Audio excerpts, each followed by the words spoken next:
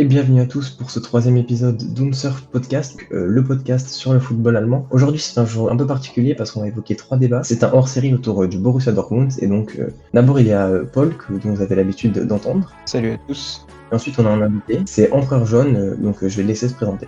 Ouais, salut les gars, merci d'avoir pensé à moi pour ce podcast. Voilà, moi c'est Quentin, il y en a qui me connaissent sur Twitter, donc fan du Borussia Dortmund depuis que j'ai 7 ans. Ça a commencé avec le Tchèque Tomáš Rosický pendant l'Euro 2004 principalement, pour qui je me suis pris de passion, donc sans aucune raison particulière. Puis après voilà, j'ai commencé à suivre mon club dont je suis passionné, voilà, de l'histoire fantastique, de sa philosophie, voilà, tout ce qui tourne autour de sa culture et de la tradition du football dans la Ruhr en général, voilà. Donc oui, c'est un club très intéressant et c'est pour ça qu'on a décidé d'axer notre podcast aujourd'hui sur ça. Donc on va traiter en 3 parties, donc chaque partie ça sera un débat. D'abord on va évoquer l'inconstance dans le jeu produit par Lucien Favre, puis les différentes attentes pour cette saison, ou même pour les saisons prochaines si on voit un peu plus loin. Et ensuite évidemment en lien avec le match de samedi, le classiqueur contre le Bayern Munich, donc un très gros match en attente et donc on va intervenir sur ces 3 débats. Avant de les lancer, je vais préciser quelques informations sur la saison actuelle de Dortmund. Donc c'est la 3e saison avec Lucien Favre. En Bundesliga, ils sont premiers ex-aequo, donc 2e au goal average. Ils ont perdu un seul match contre Augsbourg, c'était en début de saison, et donc c'est une des meilleures saisons avec Lucien Favre. En Ligue des Champions, ils sont premiers de leur groupe, même s'ils ont aussi perdu contre la Lazio. Et donc on peut se poser la question, pourquoi derrière ces bons résultats, le jeu produit souffre d'irrégularité? Pour commencer ça, je vais passer la parole à notre invité, donc Quentin, comment t'expliques cette inconstance tactique? Ouais, bah déjà ouais, une des meilleurs départs de saison depuis Lucien Favre. Bon, sur les 3 saisons, c'est presque la plus mauvaise, hein.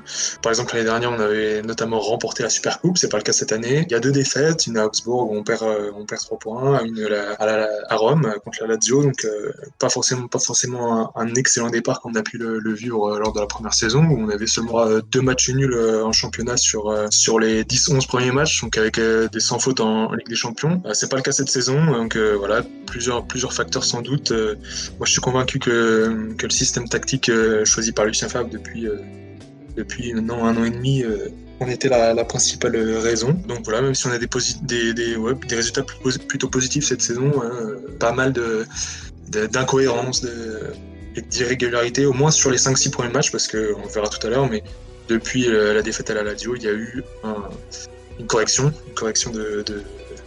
de choix de la part de Lucien Favre qui a opté pour un changement de système, donc ça c'est plutôt encourageant pour la suite. Ouais, on a l'impression que ça va mieux depuis quelques matchs. Aussi peut-être que les faux pas on peut les attribuer au contexte, même si on peut pas toujours tout mettre sur ça, mais le Bayern est tombé aussi. Et pour rebondir sur donc le changement de système, c'est un changement à 4 derrière si j'ai bien compris. C'est ça, ouais. Et donc Paul, tu peux nous peut-être préciser sur la nature tactique et ce que ça apporte? Oui, alors déjà, je tiens à préciser que Quentin a un peu le rôle de visionnaire, puisque ça fait un moment sur son compte Twitter qui conteste un peu le système à 3 de Favre. Et donc finalement il a été entendu. Et donc oui, c'est plutôt cohérent de changer. Alors bon, c'est pas non plus ce qui va complètement changer la donne, parce que le dispositif fait pas tout et l'animation, ça reste l'essentiel, et tu peux avoir des animations très différentes d'un 4-4-2 à un autre. Mais déjà ça va offrir une meilleure assise défensive à Dortmund. Je pense que voilà, les joueurs sont davantage habitués, ont plus de repères dans une défense à 4, parce que généralement dès leur plus jeune âge ils ont été formés à évoluer dans ce registre. Et puis aussi, bon, ça va peut-être permettre à l'équipe de pouvoir peut-être organiser un peu plus facilement son jeu, sachant que le problème du système A3 de Favre, c'est que par moment, on avait l'impression que c'était un dispositif un peu comme ce qu'essaie de faire Joachim Löw avec la Mannschaft, où l'objectif c'est vraiment de varier un peu le jeu, trouver de la verticalité. C'est pas pour autant qu'il y avait beaucoup de mouvements, ni de rentabilité offensive.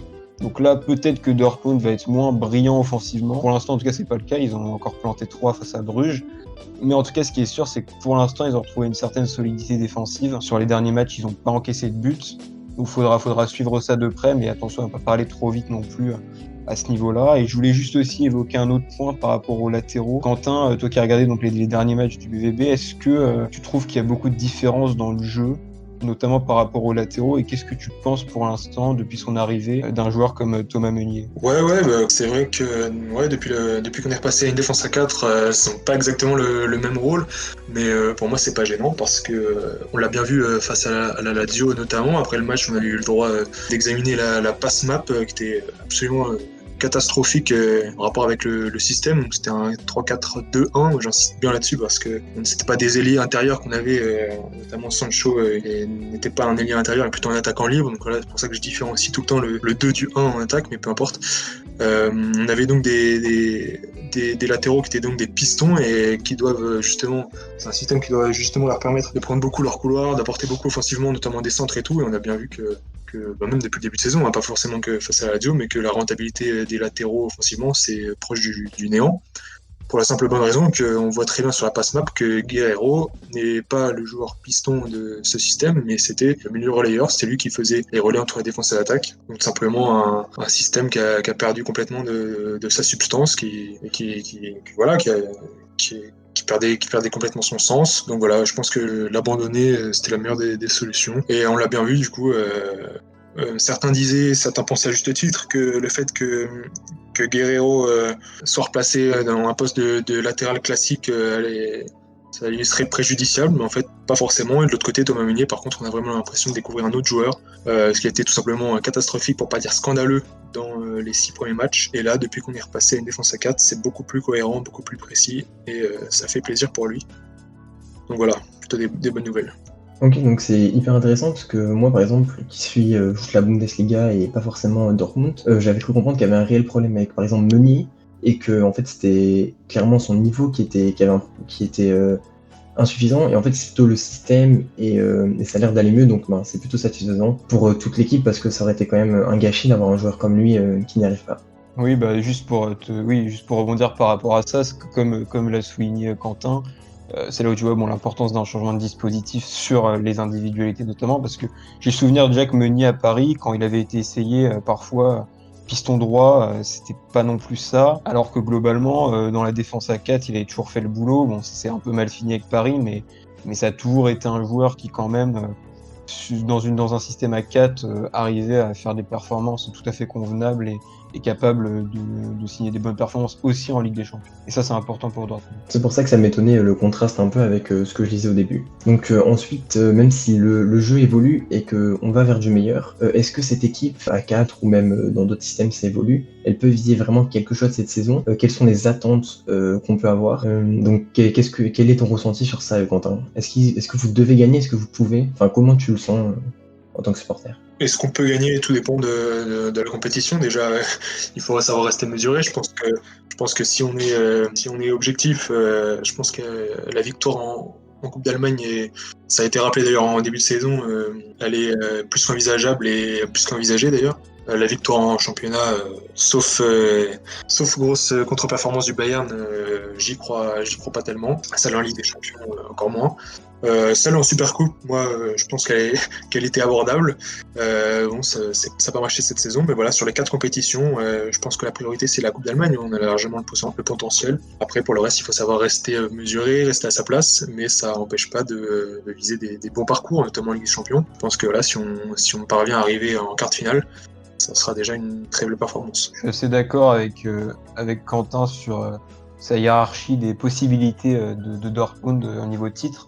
C'est-à-dire que en championnat aussi, j'aurais du mal à les voir avoir une régularité aussi forte que celle du Bayern sur 34 journées, sachant que le Bayern a encore une fois quand même pas mal recruté et a encore une bonne profondeur de banc. En revanche, la Pokal, il y a clairement une carte à jouer cette saison. Donc, comme Quentin l'a dit, ils ont pas mal insisté au club là-dessus en pré-saison. Et puis même, on l'a dit et redit, mais il y a un calendrier qui est surchargé cette année.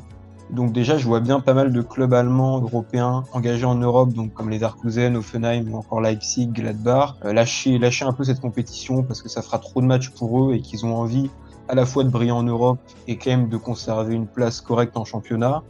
Donc je serais pas étonné de voir ces équipes-là lâcher un peu en Pokal, donc déjà ça fait un peu moins de compétition. Alors Dortmund est aussi concerné par le calendrier, mais le club a tellement insisté sur l'importance de la Pokal il a tellement envie, je pense, de gagner un titre qui serait une première depuis. Alors la dernière fois que vous avez gagné une Super Coupe, j'imagine que c'était la saison précédente, si je dis pas de bêtises. Ouais, c'est ça, c'est la saison dernière, exactement. Voilà. Mais bon, ça reste, excuse-moi de te couper, ça reste un titre dont la valeur Ouais. est minime. Le dernier titre majeur, voilà, ça restera la Coupe d'Allemagne 2017, c'est le dernier en titre, quoi. Enfin, un dernier en date. Ouais, voilà, c'est ça, ouais, je suis d'accord avec toi. Donc c'est vrai que la Pokal, ça permettrait de voilà, ajouter une ligne au palmarès et peut-être commencer à démarrer une nouvelle concurrence avec le Bayern, même si on connaît la force du Bayern en ce moment. Et puis oui, par rapport à la Ligue des Champions, bon, là évidemment, je pense qu'on parle pas vraiment de titre du côté de Dortmund, mais on a plutôt envie de faire un beau parcours. Et indépendamment du tirage qu'il y aura, en espérant que Dortmund sorte des poules, moi, ce qui m'intéressera sera aussi de voir l'implication qu'auront les joueurs. On a pu un peu leur reprocher en début de saison par moment de pas toujours défendre tous ensemble. Et ça, autant ça peut suffire en Bundesliga. Tu peux te permettre de lever un peu le pied sur des matchs sans pour autant le payer cher derrière. Autant en C1, on l'a vu, même une équipe comme Paris qui a des grosses individualités. Sur les dernières saisons en C1, généralement, dès que Mbappé et Neymar ne faisaient pas les efforts défensifs, c'était tout de suite beaucoup plus compliqué. Donc on suivra de près aussi l'implication qu'auront les joueurs de Dortmund lors des gros matchs de Ligue des Champions qui viendront. Pour synthétiser et pour revenir sur quelque chose qu'on avait dit sur le premier podcast, c'est assez intéressant parce qu'on avait montré que Dortmund c'était une bonne équipe de coupe, donc qui allait souvent challenger le Bayern en Super Coupe et qui gagnait aussi la Pokal. Donc on a toujours le même constat 3 matchs après, ça évolue pas et c'est vraiment un domaine où ils doivent se réaffirmer pour même avec un titre repartir de l'avant pour les saisons d'après. On peut se demander aussi si le mercato était suffisant pour vibrer en Europe. Donc vous l'avez à peu près résumé, c'est pas vraiment le but, la victoire finale, mais on peut faire des bonnes choses avec ça. Le petit plus, c'est évidemment la présence d'Haaland. Enfin, moi qui suis de loin, c'est toujours quelque chose de voir aussi jeune qui change autant de choses. Et ça va peut-être permettre aussi à Dortmund de taper une étape au-dessus. Enfin, il peut faire des choses incroyables. Ça peut faire basculer un match à lui tout seul. Moi, j'aimerais bien juste un petit ressenti. Comment, en fait, est-ce que ça fait d'avoir Haaland dans son club? Est-ce que c'est vraiment incroyable ou c'est pas trop les individualités que tu préfères et c'est plus le collectif quand il est bien exécuté? C'est vrai que bon, on a fait un sacré coup, là. On va pas se mentir, on a un sacré finisseur, plein de sang-froid et voilà, statut de quasiment de star, hein, même malgré son jeune âge. Après voilà, c'est vrai qu'à Dortmund, on a d'ailleurs au cours de l'histoire pas eu forcément l'occasion de vivre d'avoir des effectifs en tout cas axés sur certaines individualités, axés sur certaines stars. C'est vrai qu'on a toujours été quand on a fait en tout cas des grands parcours européens, c'était plutôt homogène, voilà, dans l'effectif. On a rarement eu d'individualité hors norme. Voilà, donc Haaland, voilà, grand crack, le cyborg, mais voilà, on s'enflamme pas. C'est pas la star, c'est pas le sauveur, c'est pas le patron. C'est notre attaquant de pointe et on marquera les buts, j'en suis persuadé. Et voilà, je le sens dans son état d'esprit très penché vers le collectif et certainement pas vers l'individualisme. Donc ça, c'est plutôt un signe positif. Donc c'est très intéressant, oui. Enfin, son attitude, Ouais, tout ce qu'il renvoie. Ouais, ça se voit que sur le terrain, c'est un joueur qui est vraiment, voilà. Évidemment, il est là pour marquer les buts parce que c'est ce qu'on lui demande, mais il y a aussi beaucoup d'efforts dans le collectif, beaucoup de disponibilité, et c'est plutôt un bon signe pour les années à venir. Et d'ailleurs, juste pour la petite stat quand même, qui montre que c'est loin d'être un attaquant uniquement performant en Bundesliga ou uniquement performant dans les petits matchs, comme certains le disaient avant qu'il arrive à Dortmund. Maintenant, c'est quand même personne presque ne dit ça, mais c'est quand même Haaland, c'est quand même 14 buts en 11 matchs de Ligue des Champions, que ce soit avec Dortmund ou avec Salzbourg, donc c'est les deux équipes confondues, qui est quand même assez énorme. C'est jamais arrivé avant de l'histoire, enfin c'est le premier à faire ça, donc en plus à son jeune âge. Enfin voilà, c'est vraiment quelque chose, un phénomène de la Bundesliga, et sans forcément regarder les matchs de Dortmund, on est vite pris un peu d'admiration secrète, enfin pour ma part en tout cas, je trouve que c'est assez impressionnant ce qu'il réalise à son âge. Donc maintenant on va aborder le troisième débat qui est donc le match de samedi, donc c'est le Klassiker qui va opposer les deux grands clubs d'Allemagne, donc le Bayern Munich au Borussia Dortmund. Si lors des derniers Klassikers, la tendance était plutôt à l'avantage du Bayern, ça fait 3 victoires de rang je crois, notamment des 4 et des 5-0 en 2019, un 6-0 en 2018. Enfin c'est des scores assez lourds qu'on va pas forcément ressasser les mauvais souvenirs, mais déjà peut-être un petit bilan, je vais vous demander un petit bilan des forces en présence, puisque Paul est un supporter du Bayern Munich. Et ensuite, comment vous le sentez ce match? Ça va être forcément très disputé, peut-être toujours un avantage au Bayern. Mais voilà, quel est votre ressenti? Je sais pas qui veut prendre la parole. Vas-y Quentin, je te laisse. Bah écoute, ouais, c'est vrai que moi je distingue toujours les classiqueurs à jouer à l'extérieur de ceux joués au Westfalenstadion. C'est jamais les mêmes matchs. On a tendance à prendre notre roost annuel à l'Alliance. Donc voilà, sur les 3 dernières saisons, là, je crois que tu l'as dit, c'est 6, 5 et 4-0 sur les matchs de championnat. Donc voilà, il y a juste voilà, cette super coupe là, cette année qu'on a joué au Bayern où là, le score reste à peu près convenable. Ça reste une défaite. Mais par contre, sur les classiqueurs joués à domicile, c'est là qu'on peut se permettre de rêver. Alors voilà, c'est souvent la seule occasion qu'on a de faire quelque chose face au Recordmeister. Alors moi, je pense qu'il faut relativiser évidemment cette année en l'absence de supporters, parce que bon voilà, ça reste la même logique qu'en Ligue des Champions. Les grosses performances qu'on fait face aux plus grands clubs sont souvent appuyées par un stade qui dégage une certaine puissance. Hein. Je pense par exemple au premier classiqueur à domicile gagné par Lucien Favre, un 3-2 avec le but victorieux de Paco Alcacer. Donc là, voilà, on se souvient de cette pression que le stade avait mis. Voilà, en l'absence du mur jaune, je pense qu'on peut parler d'un classiqueur quasiment en terrain neutre, où on n'aura pas forcément l'avantage qu'on pouvait avoir sur les précédents. Donc ça, c'est plutôt un gros point négatif pour nous. J'espère, au niveau des retours, j'espère un retour d'Emre Can, parce que pour moi, voilà, ça sera un joueur c'est typiquement le joueur qui est indispensable pour jouer ce match. Il devrait être là, j'espère en tout cas. Voilà. Tu fais bien de souligner le fait que jouer sans vos supporters, c'est compliqué parce que bon, on commence à s'habituer depuis la situation sanitaire au fait qu'il y a plus de public dans les stades ou très peu. Mais bon, voilà, faut pas oublier que ça influe encore considérablement sur des équipes, enfin sur la plupart des équipes d'ailleurs, mais tout particulièrement, je pense, sur des équipes comme Dortmund qui sont habituées à vraiment avoir un 12e homme omniprésent derrière eux. Concernant les forces en présence du Bayern, bon, il n'y a pas tellement d'absents, mais la ligne défensive, elle reste quand même assez fragilisée sur le plan physique parce que certes, on va retrouver Pavard, Boateng, Alaba, Hernandez, donc ça a quand même de la gueule, mais c'est des joueurs qui commencent à enchaîner les matchs parce que celui-là a été testé positif au Covid, qu'Alphonso Davies est blessé pour un moment et que Kouassi est toujours blessé, donc on va observer de près leur rendement physique face à Dortmund. Donc je pense honnêtement que le Bayern est favori sur le plan collectif par rapport aux dernières confrontations. Mais Dortmund va avoir un coup à jouer, d'autant plus que le dernier match du Bayern face à Salzbourg en Ligue des Champions cette semaine, le score peut paraître flatteur, hein. Ils l'ont emporté 6-2, mais la réalité c'est qu'il y avait 2 partout jusqu'à la 79e et que globalement ça allait d'un but à l'autre, ça aurait très bien pu tourner en l'avantage de Salzbourg. Et quand on compare un peu l'effectif de Salzbourg à celui de Dortmund, Dortmund a largement les capacités pour faire mieux et avoir plus de réalisme devant le but face au Bayern. Reste à savoir maintenant si dans le projet de jeu dès le début du match et dès l'entame du match, ça sera le cas. Et c'est là où d'ailleurs je voulais te demander, Quentin, pour toi, qu'est-ce qui a manqué sur les derniers classiqueurs, notamment en Bundesliga, à Dortmund pour renverser le Bayern? Est-ce que pour toi c'est un manque d'ambition dans le jeu ou c'est vraiment juste un rapport de force encore trop déséquilibré? Bah forcément un peu des deux. Moi je te dirais que bon voilà, c'est des défaites qui sont toujours à relativiser parce que voilà, on connaît la qualité du Bayern, encore plus en ce moment avec son statut de champion d'Europe.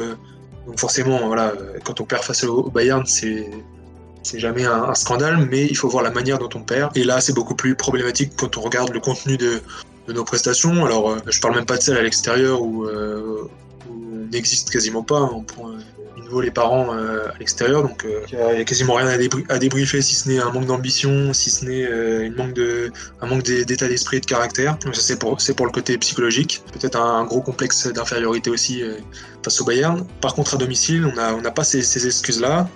On doit mettre en place quelque chose qui est cohérent. On doit mettre en place aussi quelque chose qui nous permet d'aller de l'avant et non pas d'attendre le Bayern dans notre terrain parce que on sait que ça marche très peu. Moi, je pense au dernier classiqueur, donc en Super Coupe, il avait vraiment pas manqué grand-chose pour défaire le Bayern. Bon, on a été dominé logiquement hein, parce qu'on connaît le Bayern qui a marché sur l'Europe la saison dernière, mais on avait réduit le score avant la mi-temps, donc on avait fait quand même preuve de caractère quand on était 2-0, c'est loin d'avoir toujours été le cas, hein, cette démonstration de caractère. Après, on égalise au retour des vestiaires. Je crois que c'est Erling Haaland qui marque. Donc voilà, il y avait au moins cette volonté d'essayer de faire quelque chose. Donc ça peut être un indice plutôt positif pour le week-end prochain. Mais voilà, ça sera Lucien Favre de mettre en, je pense déjà de garder son système tactique qui est plutôt ambitieux pour le coup, offensivement parlant. Mais voilà, je pense que pour les plus grosses défaites, il a manqué à chaque fois d'un véritable projet d'intensité, une certaine grinta pour transformer cette équipe, parce qu'on a les capacités pour déranger le Bayern. Sur un match, c'est toujours possible. Mais pour ça, il faut mettre les ingrédients, la pression du stade qui, là, ne sera pas présente. Mais je pense qu'il y a aussi besoin d'un entraîneur davantage meneur d'hommes sur le banc. Mais ça, c'est un autre débat. C'est sûr que ça va beaucoup jouer à la mentalité. Et si Dortmund n'arrive pas direct conquérant, enfin qui veut défendre son stade et sa place, qui sont quand même deuxième ex-aequo, et ils vont devoir faire un gros match. Peut-être que Paul, tu peux nous éclairer un peu sur les clés tactiques. Si on sort de la mentalité qu'il va falloir adopter, tactiquement, qu'est-ce que ça donne, comment ils doivent jouer peut-être, et à quoi s'attendre? Oui, alors bon, moi je pensais vraiment à deux clés tactiques sur ce match, mais qui restent quand même liées aussi au critère de la motivation, c'est-à-dire que ton pressing, il est aussi déterminé par ta motivation à aller chercher haut. Comme soulignait Quentin, est-ce qu'il y a un complexe d'infériorité sur les dernières saisons? On verra aussi si Dortmund est conquérant dans son pressing et dans ses intentions de jeu samedi soir. Pour moi, il doit vraiment créer le surnombre en fait. C'est-à-dire qu'à la récupération du ballon, au moment de lancer les transitions offensives, la clé, ça va vraiment être d'accepter de se projeter, de créer le surnombre, d'avoir potentiellement des 5 ou des 6 contre 4 à jouer.